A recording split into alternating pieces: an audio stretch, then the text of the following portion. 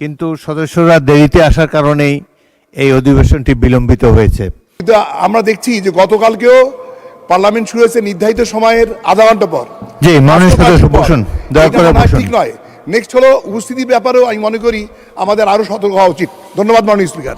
এটা দেখা যায় যে প্রতিদিনেই কার্য দিবসের শেষে পরবর্তী কার্যক্রম নেক্সট ডেতে কবে শুরু হবে, কখন শুরু হবে এটা বলা হয়ে থাকে, কিন্তু আপনি বলে থাকেন, স্পিকার বলে থাকেন, কিন্তু যদি কোনো কারণে এটা বিলম্বিত হয় আমি মনে করি এই কারণটা পূর্বাহ্নেই জানা উচিত অথবা অধিবেশনের শুরুতেই জানানো উচিত। কিন্তু আমি দেখছি যে এটা গতকালও বলা হয় নাই, আজকেও বলা হয় নাই। এটা বোধহয় ট্রেডিশনটা ঠিক নয়। আবার বলুন, বুঝতে পারছি না, আবার বলুন। আমি বলছি যে প্রতিদিন কর্মদিবসের শেষে পরবর্তী কর্মদিবসে কখন সংসদের কাজ শুরু হবে এই সময়টা মাননীয় স্পিকার মহোদয় ঘোষণা করেন। যদি কোনো কারণে এই সময়টা ঠিক মেনটেন না করা যায়, অনিবার্য কোনো কারণ থাকতে পারে, তাহলে এটা অবহিত করা উচিত।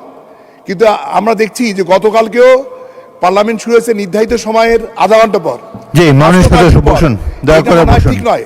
নেক্সট হলো উপস্থিতির ব্যাপারেও আমি মনে করি আমাদের আরও সতর্ক হওয়া উচিত। ধন্যবাদ মাননীয় স্পিকার।